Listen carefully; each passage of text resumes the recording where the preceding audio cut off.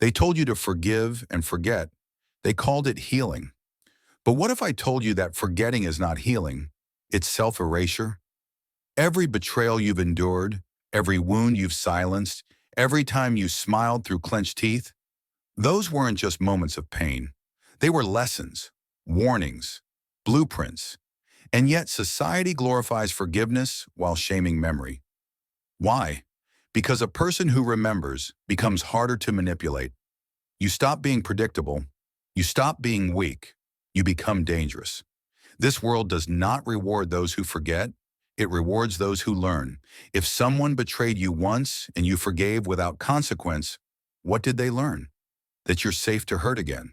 That you will blame yourself. That your silence is a permission slip. But when you remember calmly, quietly, without rage, you begin to change the dynamic. You become a strategist, not a survivor. You no longer react, you record. You don't seek revenge, you build consequence. Memory is not about holding grudges, it's about not letting history repeat itself. You don't have to scream, you don't have to punish, you just have to remember. People will call you heartless for that. Let them. The ones who fear your memory are the ones who hoped you'd forget.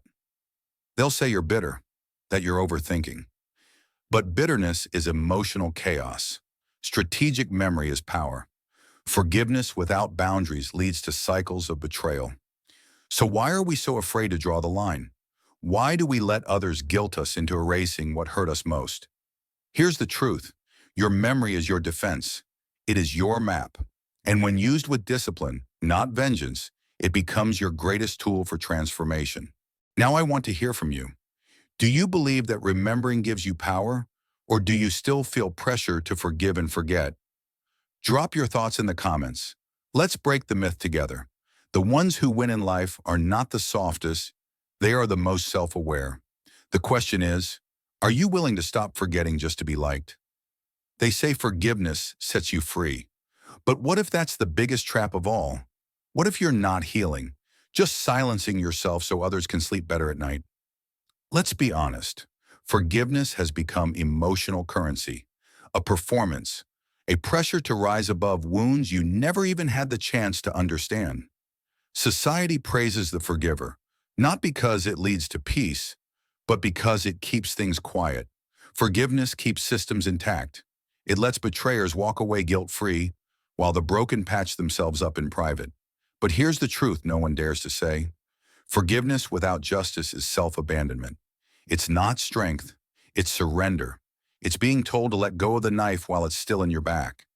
And when you do forgive too early, too easily, without consequence, you don't free yourself. You free the one who hurt you. You validate their choices.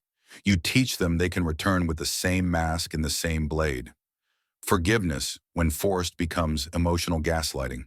You start questioning your anger, your memory, your right to feel pain. You wonder, maybe it wasn't that bad, or maybe I'm overreacting, but you're not. You're reacting because your intuition sees what your compassion keeps trying to unsee. And that inner conflict, that war between your need to protect yourself and your desire to be good, is exactly where emotional exhaustion is born. Real strength isn't found in forgiveness. It's found in restraint, in observation, in remembering without reacting, in distancing without drama. True peace comes not from excusing the past, but from using it wisely. Because the moment you stop forgiving out of guilt and start remembering out of clarity, you change the story. You stop playing the savior. You stop being the emotional sponge. You become untouchable, not because you're cold, but because you're finally awake. So here's the question I want you to answer in the comments. Do you believe forgiveness is necessary for healing? Or have you felt more free when you finally let go of the need to forgive? Let's talk about it. Let's challenge this belief together. Because maybe, just maybe, forgiveness isn't the key. Maybe it's remembering with power that truly sets you free. We've been told that remembering is a sign of weakness, of bitterness, that the bigger person forgives and forgets. But what if I told you that memory isn't a prison? It's your most powerful weapon? In a world full of manipulation, betrayal, and performance, your ability to remember is not a curse. It's your defense system. your map, your protection against repetition. You don't remember to stay stuck, you remember to stay sharp. This isn't about holding grudges, it's about holding clarity. Think of every time you ignored your gut, dismissed the red flags, gave someone another chance after they showed you exactly who they were. What did you tell yourself? I'll be the mature one. They didn't mean it, but then they did it again and again until your self-trust shattered, not because of what they did, but because of what you allowed. This is where strategic memory comes in, not to hate, not to hurt, but to track patterns, to stop rewriting the same painful script with different characters. Memory, when weaponized correctly, becomes emotional armor. It teaches you to respond, not react. It allows you to move in silence while others assume you've forgotten.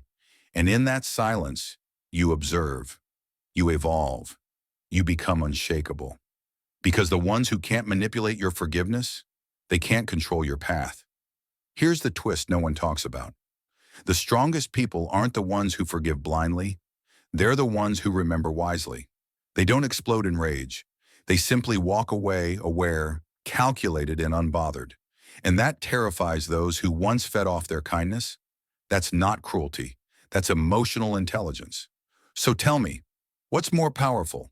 Forgiving someone who repeatedly disrespects you, or remembering their patterns so well that you never give them a second chance to try? In the comments, I want to hear your take. Have you ever regretted forgiving someone too soon? Have you ever felt empowered by simply remembering and walking away?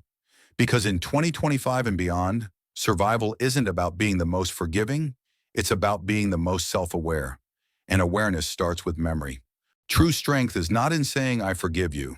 It's in asking why you needed to in the first place. Why were you so easily hurt? Why did you allow someone so close to your core?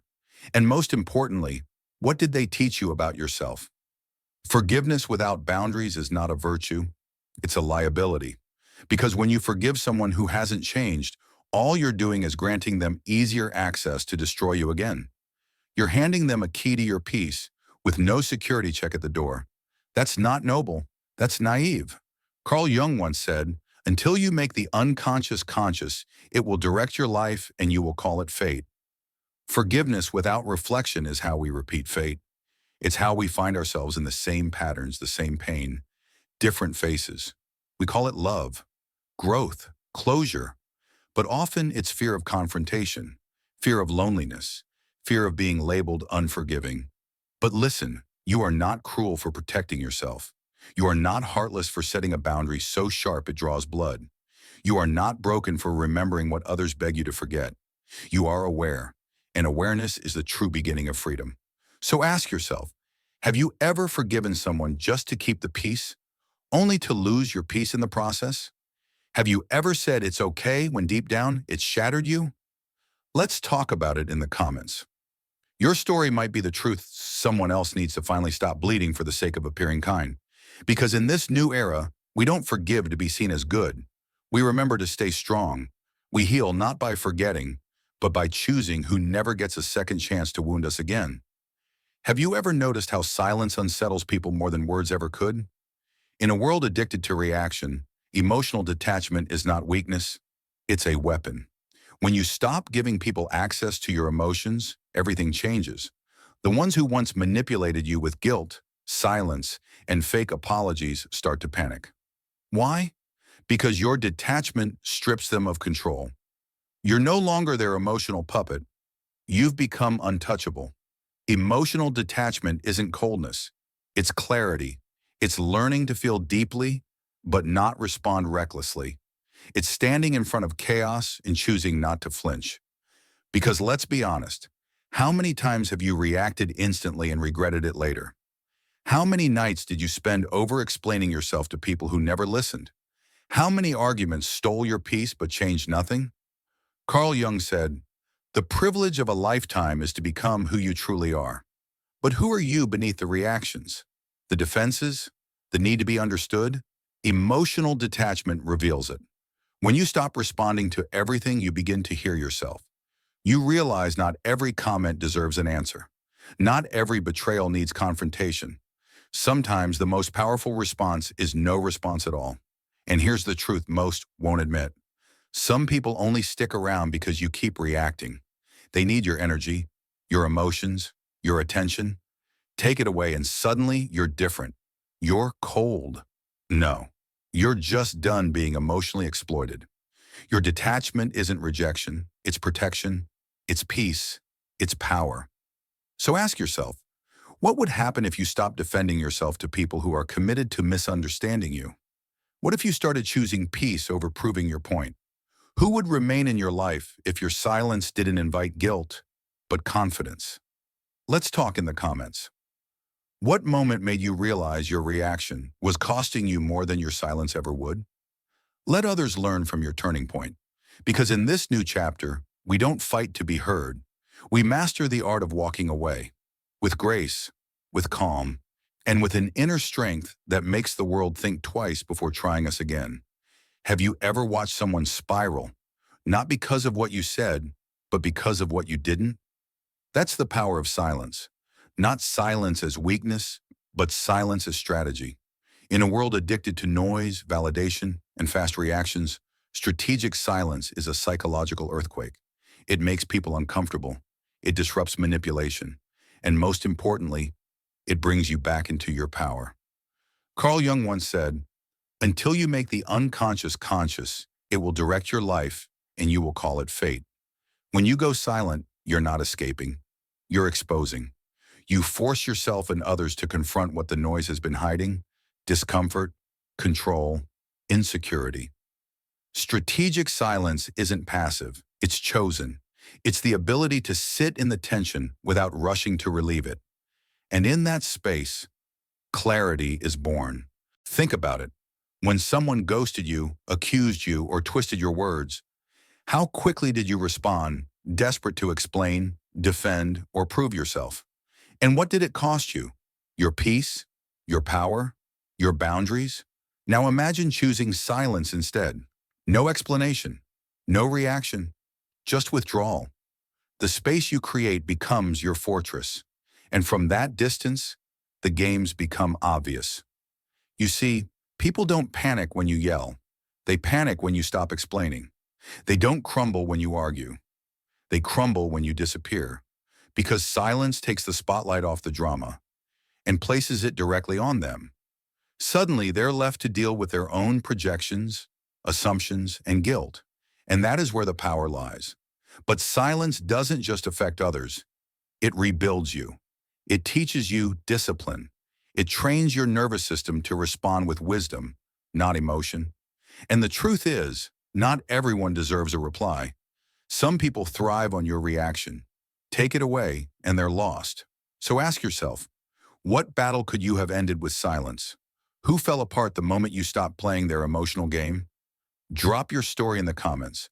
Let's create a space where silence is no longer mistaken for weakness, but recognized as the strength it truly is. Because from now on, you don't explain your boundaries. You enforce them quietly, relentlessly, strategically.